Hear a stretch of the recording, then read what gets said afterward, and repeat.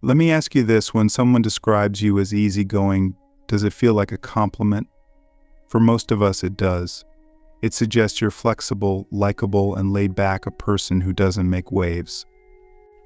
But have you ever stopped to think about the cost of being easygoing? Beneath the surface of this seemingly harmless trait lies a danger that most people never recognize. Being easygoing sounds like a virtue, but when taken too far, it can become a trap. Why? Because it often masks a lack of boundaries, purpose, and clarity. It's not that being adaptable or calm is inherently bad; those are valuable traits. The problem arises when going with the flow turns into a refusal to take a stand, make tough decisions, or face uncomfortable truths. Think about it. How often have you said yes to something you didn't want to do, just to avoid conflict?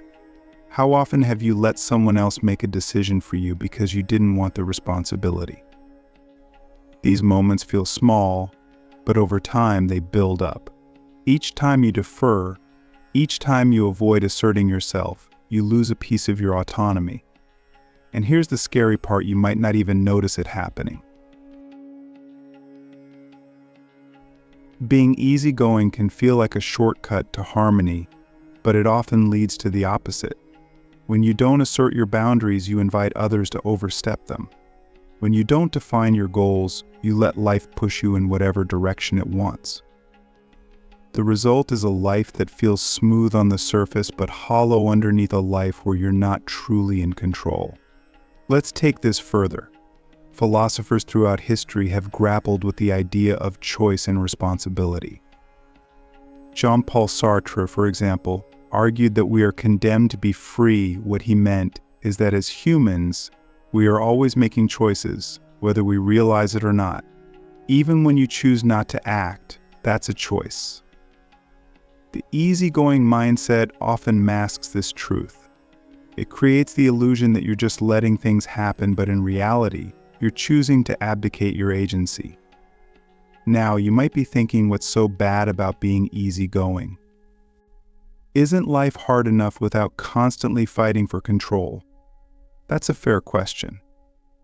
The issue isn't that you should always be rigid or domineering. The issue is that when you habitually avoid taking a stand, you lose sight of what you stand for. And when you lose that, you lose a sense of who you are. Click subscribe to this channel to get more profound insights. Here's where things get uncomfortable. If you're easygoing, people will like you, but they might not respect you. They'll appreciate your flexibility, but they won't look to you for leadership. They'll enjoy your company, but they won't see you as someone who shapes their own destiny. Is that the kind of life you want? Or do you want to be someone who commands respect, not because you're loud or forceful, but because you're clear about who you are and what you value? Let's think about relationships for a moment. How often do we compromise in the name of keeping the peace? Compromise is essential in any relationship, but when it becomes one-sided, when you're the one always bending, it starts to erode the connection. The other person may come to see your easygoing nature as a blank canvas, projecting their needs and desires onto you. And you, in turn, might begin to feel invisible, unvalued, or even resentful. That's the hidden cost of never asserting yourself. And this doesn't just apply to personal relationships. In your career, being easygoing can hold you back in ways that are harder to spot. Maybe you don't speak up in meetings because you don't want to rock the boat. Maybe you accept a role or project that doesn't align with your skills or goals because you don't want to seem difficult. Over time, these small acts of passivity add up. You become the person who is easy to work with, yes, but also the person who is easy to overlook. Let's pause here. If any of this feels familiar, ask yourself this: where is your line? Where do you draw the boundary between being flexible and being a doormat? Between being adaptable and being directionless? This is where the easygoing mindset becomes dangerous, not because it's inherently bad, but because it can erode your sense of self without you even realizing it. Here's the paradox: the more you prioritize peace and harmony at all costs, the more you invite chaos into your life. When you avoid conflict in the moment, you often create bigger problems down the line. Think about it. A small disagreement left unresolved can fester into resentment. A boundary left undefended can lead to exploitation. A goal left undefined can turn into years of drifting aimlessly. But here's the good news: this doesn't mean you have to abandon your easygoing nature entirely. It means you need to pair it with clarity and intention. Being easygoing should be a choice, not a default setting. It should be something you lean into when it serves you, not something that defines you. To close this part, let's ask the deeper question: what kind of person do you want to be? Someone who goes with the flow, or someone who shapes the flow? Someone who avoids conflict, or someone who faces it with grace and courage? The terrible consequence of being easygoing isn't that you're weak or passive. It's that you risk losing yourself in the process. Let's break this down into how being too easygoing can quietly take over your relationships, career, and sense of purpose without you even realizing it. It's not about extremes. It's about the silent erosion of control over your own life when you let others set the agenda. First, relationships. We like to believe that being agreeable makes us better partners, friends, or family members, and in some ways that's true. Flexibility and understanding are essential. But when you're easygoing to the point of always saying yes, or avoiding confrontation, you stop being a true participant in the relationship. Instead, you become a mirror, reflecting back what the other person wants to see. It feels like harmony in the moment, but over time, something insidious happens: you lose your individuality. When people love you for your easygoing nature, they may not realize they're loving a version of you that isn't whole. And worse, you might not even recognize it yourself. The cost is subtle but profound. You begin to suppress your needs, opinions, and desires, thinking it's for the greater good of the relationship. But relationships thrive on authenticity, not just agreement. When you're constantly easygoing, you deny the other person the opportunity to truly know you. And you deny yourself the opportunity to truly be seen. Now think about how this plays out in conflicts. When you avoid standing up for yourself, you're not keeping the peace, you're delaying the storm. Every unspoken frustration, every unmet need, builds into something that eventually becomes too big to ignore. It's not a question of if, but when. And when it does boil over, it often feels disproportionate because so much has been left unsaid for so long. The irony is that by avoiding small, manageable conflicts, you end up creating bigger, harder to resolve ones. Next, let's talk about your career. At first glance, being easygoing seems like a workplace strength. You're adaptable, cooperative, and low maintenance. But in the long run, this trait can hold you back in ways that aren't immediately obvious. When you're easygoing, people might see you as someone who is dependable but not decisive. They'll appreciate your willingness to take on tasks, but they might not see you as someone who drives outcomes or leads initiatives. Imagine being in a meeting where a big decision is being made. You have ideas, but you don't speak up because you don't want to come across as pushy. Instead, you let others take the lead. Over time, this pattern creates a perception. You're seen as someone who goes with the flow rather than someone who shapes it. This might feel like you're keeping the team happy, but in reality, you're letting opportunities for growth and recognition slip by. The same thing happens when you don't advocate for yourself. Whether it's asking for a promotion, negotiating a raise, or setting boundaries around your workload, being easygoing can make you overlook your own needs. You might think, I don't want to cause a fuss, but the cost of staying silent is often far greater than the discomfort of speaking up. Then there's the question of purpose. When you're too easygoing, it's easy to fall into a pattern of letting life happen to you. You take what comes, adapting to circumstances rather than creating them. At first, this might seem like a way to avoid stress, but over time it can leave you feeling aimless. Instead of building a life that aligns with your values and passions, you find yourself drifting, wondering how you got where you are, and whether this is really what you want.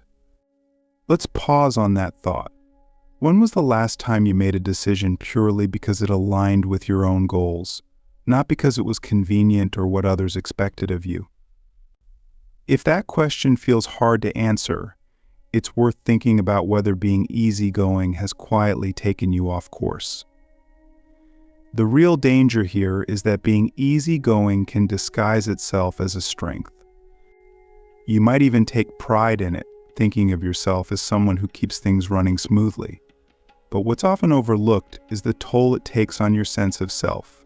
Every time you defer to others, avoid conflict, or let circumstances dictate your path, you're chipping away at your autonomy. So what's the alternative? The answer isn't to abandon your easygoing nature entirely. It's to balance it with strength and clarity. Being flexible is a gift, but it needs to be rooted in a strong sense of self. Otherwise, it becomes a weakness. Start with boundaries. They're not walls to keep people out. They're lines that define where you end and others begin.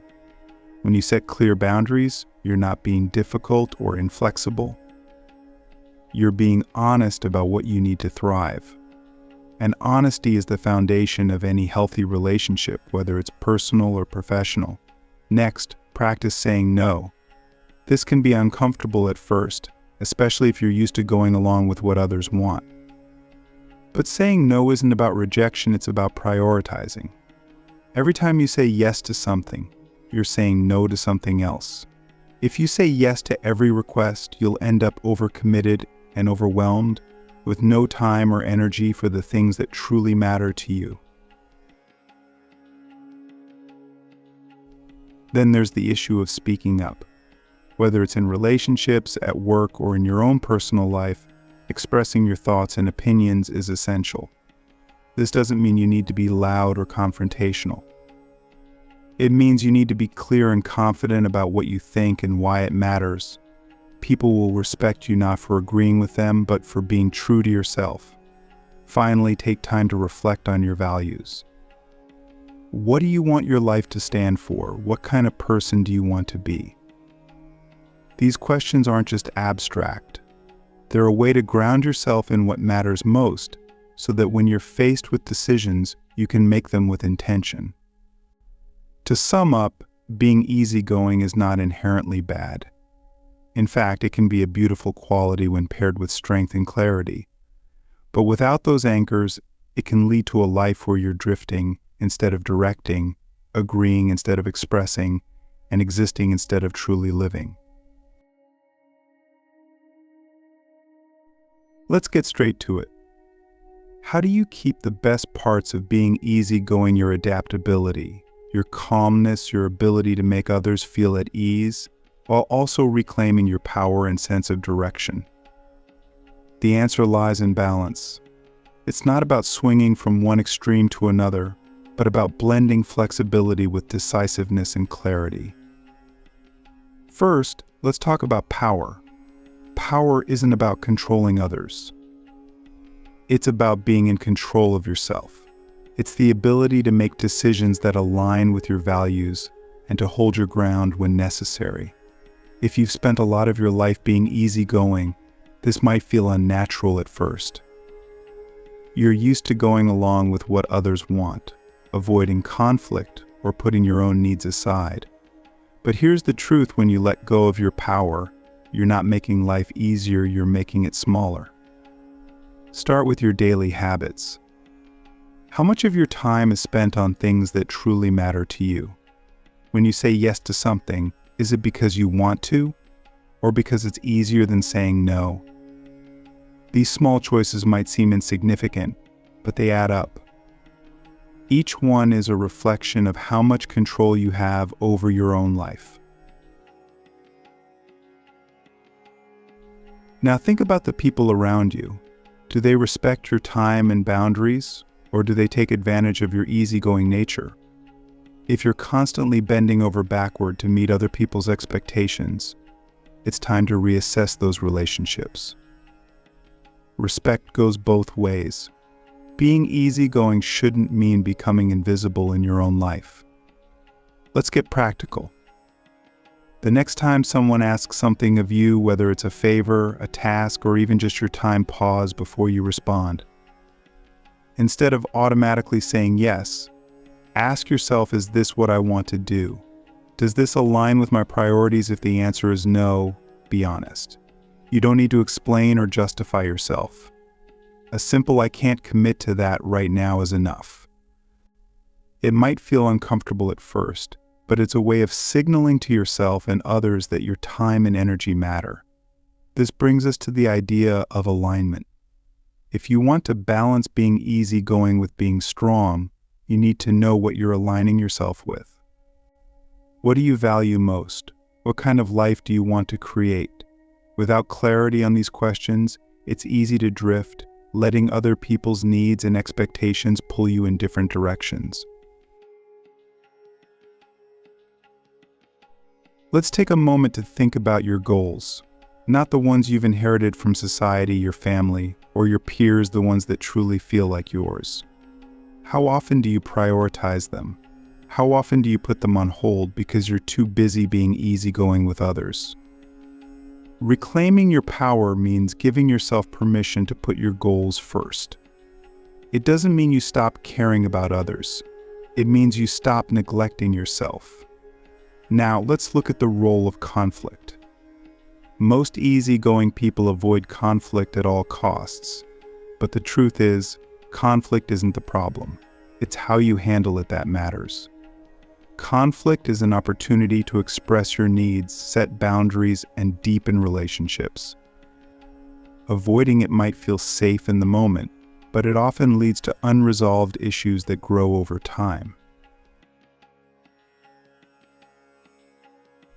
Here's a way to approach conflict differently. Instead of seeing it as a fight, see it as a conversation. It's not about winning or losing, it's about finding a resolution that respects both your needs and the other person's. Start by being clear about what you want and why it matters. Speak calmly, but firmly, and listen to the other person's perspective without compromising your own. It's a skill, and like any skill, it takes practice. But the more you do it, the more natural it becomes. Let's move to decision-making. Being easygoing often means letting others make decisions for you. It might feel like you're being accommodating, but over time, it can lead to a sense of disconnection from your own life. Reclaiming your power means taking responsibility for your choices. It means deciding what you want, rather than waiting for life to decide for you. Here's a simple exercise for 1 week. Commit to making at least one intentional decision every day. It doesn't have to be big. It could be as simple as choosing how you want to spend your lunch break or setting aside time for something you enjoy. The point is to remind yourself that you have the ability and the right to shape your own life. Finally, let's talk about self-respect. Being easygoing is often rooted in the desire to be liked. But there's a difference between being liked and being respected. When you prioritize being liked, you're giving others control over your sense of worth. When you prioritize respect, you're taking that control back. Respect starts with how you treat yourself. Do you honor your own boundaries? Do you give yourself permission to say no, to rest, to pursue your goals? Self-respect isn't about being rigid or selfish. It's about recognizing that you matter just as much as anyone else. When you respect yourself, others will naturally follow suit. To wrap this up, the terrible consequence of being easygoing isn't just that you lose control. it's that you risk losing yourself. But the solution isn't to abandon your easygoing nature. It's to pair it with strength, clarity, and purpose. Flexibility is a gift, but it needs to be grounded in a strong sense of self. When you achieve that balance, you're not just easygoing, you're unstoppable. Here's the final thought: life is too short to drift. Too short to let others define your path, your values, and your worth. Being easygoing should be a choice, not a default. When you pair it with intention and self-respect, you're not just living, you're leading. And that's the kind of life that truly matters.